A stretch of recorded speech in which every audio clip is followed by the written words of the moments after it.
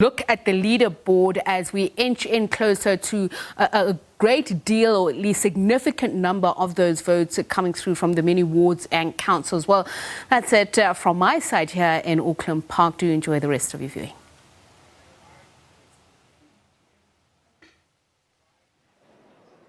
All right, thank you very much, Tsepiso, and we continue our coverage at the Results Operations Centre in Tshwane, The Rock, and we're getting a clearer picture of where we are in this election. And one of the stories is low turnout. How low can it go?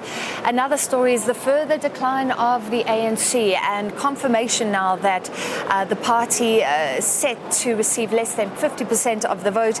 The DA also losing ground, 53% in the Western Cape, but no great shakes compared to its own expectations. And let's continue looking at some of the numbers for you. Yes, indeed. I mean, from the last briefing by the IEC, 78% of the results are in, but of course they are waiting for scanning and auditing before they can announce those. The IEC also saying they remain committed to the 90% of results by midnight target that they set for themselves. So behind the scenes, lots of work are still going on. But of course, our colleague Amil Umaral is here just to take us very briefly through the numbers. Amil, how are we looking nationally first? Well, nationally, as you can see, in terms of the total number of votes, 54% of those votes have been counted now at 9:20. And from this, we see that 89 of the 213 municipalities in the country have been completed. So we've got results for them as it stands. As it stands then, the ANC is still fairly in the lead with 46% of all votes, although not that large majority that they were looking for, that a lot of their leaders sort of posted about before we got into elections. The DA remaining consistent with their 2016 figures around 22.58%, and the EFF just under the 10% mark. What's interesting here is that the EFF have got more than 1 million votes, but haven't been able to secure a council as yet, which shows that those votes are sort of dispersed across a large number of municipalities, whereas in the DA and the ANC, they're more focused, which has allowed the ANC to so far secure 64 councils and the DA to secure 20 councils. Most of them we can see are in the Western Cape. Okay, and then, Sheriff, let's go through it province by province. I know that earlier we did do this exercise, but we focused on your Western Capes and your Eastern Capes. The rest of the provinces, like your Northern Cape and your... I think Northern Cape would be a good place to start, obviously because a large majority of the votes are already in here. And from what we see, the ANC is just under 50% in the Northern Cape, with the DA at 21% and the EFF at 9%. So very similar trends in the Northern Cape when we as compared to the national vote. We do see, though, the Freedom Front Plus gaining a large number of councils or wards in areas of the Northern Cape as well, coming in just behind the EFF with 3.45% in that province. Let's go back. I don't think we looked at KwaZulu-Natal the last time around, and this is an interesting turnout as well. Because we're just under half of the amount of votes that have been counted. And we see that the ANC is suffering significant losses in KZN, and the IFP really picking up the toll there with 24.85% of the total votes in the province. And I know you did want to speak about the metros as well. Let's look at eThekwini. Although it's very difficult to tell in Durban what's going to happen, voting counting in the city is very slow. I think it was around the same the last time we spoke. So similar situation that we spoke about the last time with the ANC, the DA, and the EFF leading in eThekwini as well. And let's move a bit further north and see what's happening then in Limpopo. And here we've got about 37% of the votes being counted. The ANC have the majority of those votes, of course, and the EFF doing really well as well in the province with 14.18% of the votes in that province. Shall we get into the metros view? Yes, let's get to them. I know that, last time we did talk about the hotly contested ones. We spoke about Ekurhuleni in Johannesburg and here in Tshwane, as well as the Mandela Metro. I'm keen to know what's happening starting with eThekwini, even though, the numbers are low in KZN, generally speaking. So let's go back to eThekwini here. And what we see basically is the ANC and the DA basically not being able to form the type of percentage of the votes that they were speaking about before elections. Both of them polling quite low at the moment. The EFF at around 11%. But what's good to see is that Action SA as well getting some votes down in eThekwini as well. A fairly small amount for now, but 1.3% in. But as I say, we're only 8% into the count in eThekwini, so it's still very difficult to say what's going to happen. And in the Western Cape, where are we? So let's go into the Western Cape and to the city of Cape Town specifically. Yeah. I think it's not very difficult to presume exactly what's happening here in the Western Cape. In the city of Cape Town, the DA holding 60% of support in Cape Town, with the ANC at 13.8%. We see Good getting about 30,000 votes so far, 4.46% of that total vote. But as it looks like here with Cape Town as well, we're only 37% in, so there's still a while to go with Cape Town. And Buffalo City, is the ANC doing as well as it said and people expected it to? Let's see. Buffalo City, there we go. Well, the ANC is doing really well in Buffalo City, actually, with almost 70% of the entire voting in Buffalo City going to the party. The EFF is also doing quite well with 12.33%. They could be the official opposition in the province. That would be quite interesting. You, Francis, earlier, that there is these areas now, which I would imagine bodes well for them come your national and provincial elections. But the Mangaung, last one. Let's look at Mangaung. And large province here. Again, 32% of votes are in, so we've still got a while to go. But the ANC leading with not so large a majority, actually, surprisingly, with the DA right behind them. So 44.9% as compared to 31.27%, with the EFF sitting there in third place, and the Freedom Front Plus just slightly behind the EFF there, but still a while to go with Mangaung as well. I did see a CSR projection at one point for Mangaung for the ANC, sitting at 50%. But this is a stronghold where the ANC wants to walk the elections. So even a 50% won't be great. And it would be interesting. So the Free State is where we've seen some of the divisions within the ANC play out because of the popularity of Ace Magashule. So maybe you can give us the Free State as a whole, just to give a general sense of. I think what's interesting about what you're also speaking about, Francis, is that so far we've counted 32 hung municipalities already that are in, and that's compared to 27 from 2016. So we've already seen an increase in hung municipalities, with only counting 54% of the votes nationally. So going back to your question about Free State, the ANC is just over the majority at 51%, with the DA at 18.8 and the EFF at 11.9. And we've done most of the counting as well, so this could be the similar trend as we go towards midnight, as the IEC promises those results. And the picture in KwaZulu-Natal, eThekwini, it wasn't really there, but overall for that province, it was interesting to see the IFP gaining, and we saw that trend beginning in the last general election. So the IFP clawing back in that province. Well, Gogo Machikwi, I'm saying this. Thanks very much, Amir. I'm asking this with my tongue firmly in my cheek. Does Ace Magashule have anything to do with what we're seeing in Mangaung? Well, let's think of the ANC and what it will be looking like after this election. One of the possibilities is that Ace Magashule may be expelled by the ANC before the 2022 National Conference. And I think in parts of the Free State, there may have been some antipathy towards the ANC establishment, which has informed the uncertainty that is creeping in about whether, for instance, the ANC will be able to hold on to Mangaung. Now, my own assessment before this election was that the ANC would hold on to both eThekwini and Buffalo City, but would win a relative majority, not an absolute majority, in the rest of the metros.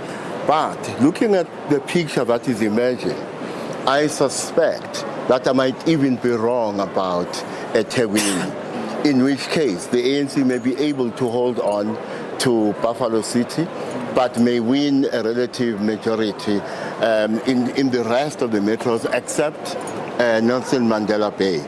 So if this picture holds, the picture that I have in my mind when I look at what is in front of us, there are going to be very tough conversations inside the ANC to try and understand what happened.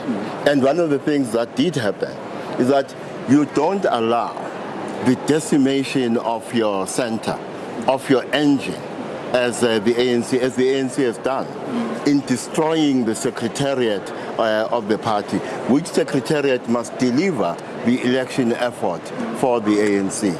Asanda Ngwasheng, I'm keen to... okay, we seem to have a problem with let me pick up then on yeah. performance management and sort of repercussions, because what about the DA? And we were speaking about this earlier. Musi Maimane blamed for a poor showing in the provincial and national elections, and there were repercussions. So what about John Steenhuisen right now? Well, I think there are going to be tough conversations inside the DA about John Steenhuisen. In my view, what has emerged about the leadership of the party is that increasingly the limitations of John Steenhuisen as a leader are beginning to show.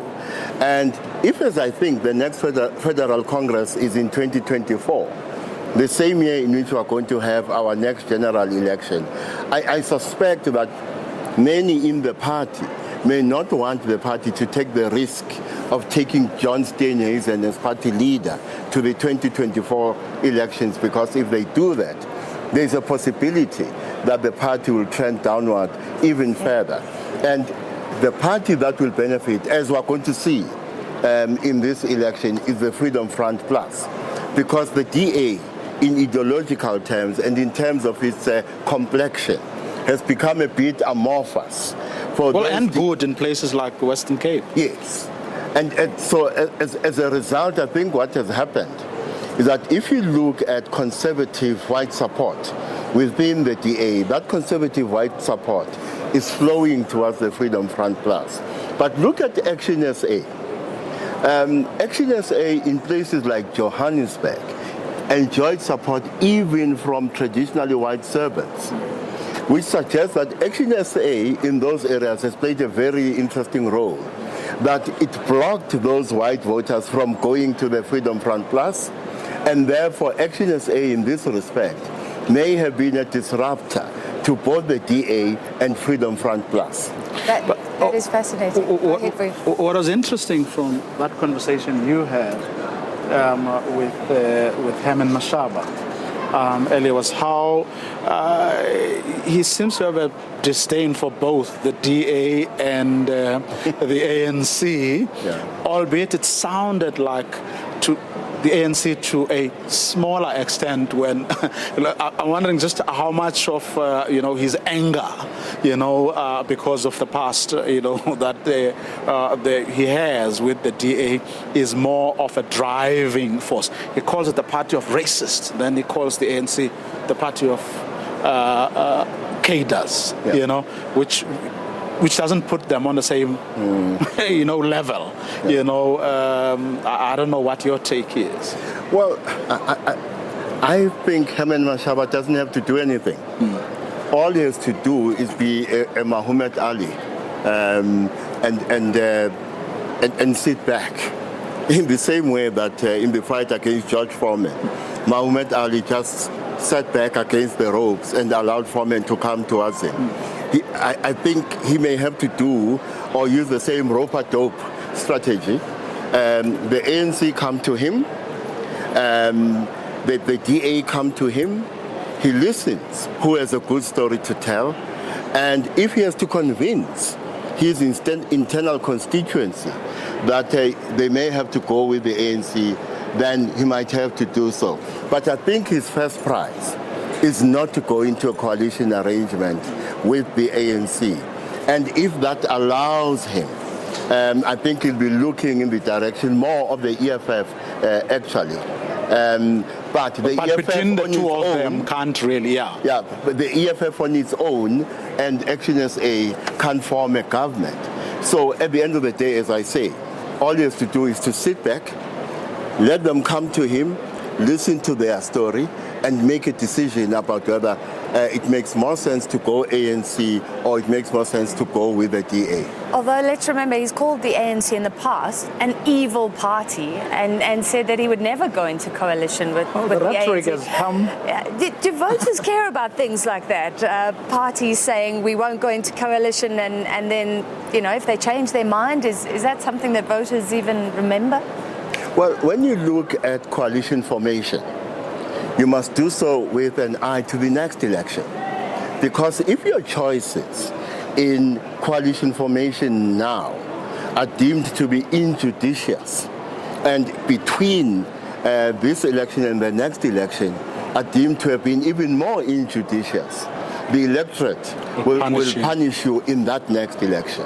Yeah. Which he did say, by the way, that he's looking at the results we're beginning to see now with a view to the provincial and national election. He said as much earlier. I'm keen to know, Doko Amachekwe, what all this means for that other layer of political parties, starting with your FF Plus that you mentioned, and of course the IFP on the one hand. But then on the other, the rest, like your COPs, your ACDPs, and the like. Well, because remember, in a lot of the metros, with their one or two, councillors, they were able to actually play a significant role than would have been the case, if the bigger parties actually had more numbers. So they came in very handy, and they actually, remember in Nelson Mandela Bay, the UDM ended up with the having its councillor as the mayor.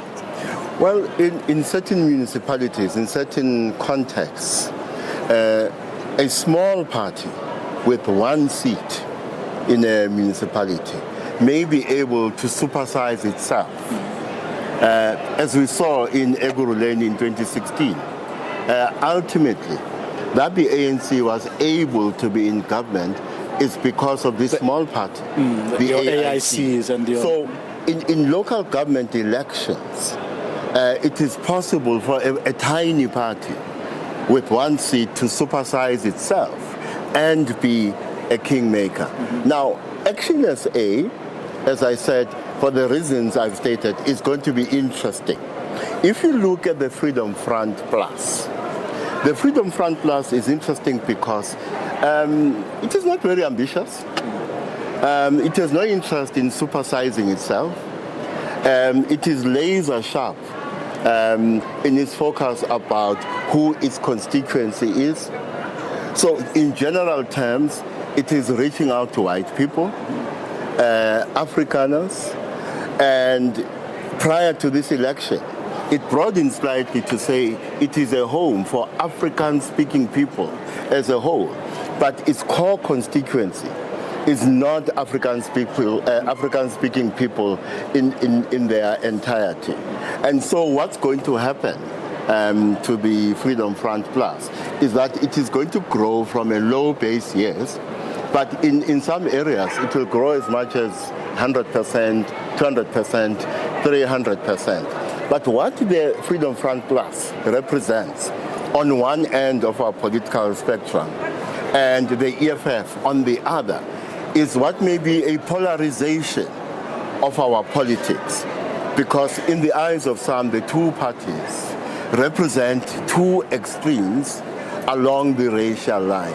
And as a result, we need to look very carefully at these two ends of our political spectrum and the impact they might have in our capacity to engage effectively in the formation of a so-called non-racial society. Aubrey, can I ask just a very quick question, and then we're going to look at some social media trends to make this a little bit interesting. But isn't there a huge irony here in that the DA was worried about losing votes to the FF+, and some attributed that to the rise of Helen Zille, or the re-rise of Helen Zille within the Federal Council, which has huge implications for her as well, and the role she's playing in the eyes of voters? Well, there's a paradox about Helen Zille, and here's the paradox. I think if you go back to the 99 Fight Back campaign, which delivered gains to what was then the Democratic Party, that dislodged the new National Party as the official opposition of the country. The leader of the DA who has performed the best, in my view, is Helen Zille. Because what Helen Zille does, in his ambition to turn the DA into a party that can become a ruling party, is to enlarge its base at two levels, to attract black voters and to attract black people as members of the DA. So it grows its black membership and it grows its electoral support amongst black voters. That's quite an achievement for her. But the paradox lies here, that if you listen to what she is saying, she is reinforcing the perception that the DA is a racist party. Now, objectively, the DA may not be a racist party. What matters, though, is the subjective orientation of the black voter who thinks that the DA is a racist party. And the face of that racism is Helen Zille. And that's where the paradox lies. This leader who took the DA to its height, but is now undermining the DA through conduct and statements that reinforce the perception amongst black voters that the DA is a racist party. Well, here's something that I don't think is completely irrelevant, very briefly before we go to Bungi, is that Gogo Machikri, in Herman Mashaba, the DA and a lot of white people in the DA saw someone they could actually identify with, or whose politics they could identify with. Remember, Herman Mashaba was, in fact, at some point led your Free Market Foundation, yes, which is a very conservative organization. Here was a black guy prepared to lead this organization that had traditionally been associated, yes, with these conservative white people. Hence, I think it explains to an extent how he could then win people from the DA, including the white voters in the DA, to his party. Well, the white people who voted for Herman Mashaba, and by extension Action SA, may become an albatross to Herman Mashaba in this way. The dominant social and economic reality in South Africa is shaped by whiteness.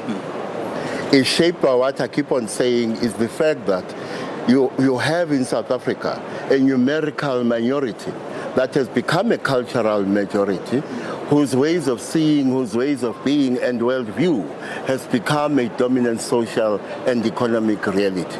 Now, these white people who voted for Action SA are part of that numerical minority, which has become a cultural majority, which means there's an extent to which, if he is seen to be deviating from the interests of whiteness, these white voters may become an albatross around his neck going forward. Especially because he's highlighted that when he was in Joburg, he wanted to focus on poorer areas, and the DA wasn't interested in that. The DA was interested in the suburbs.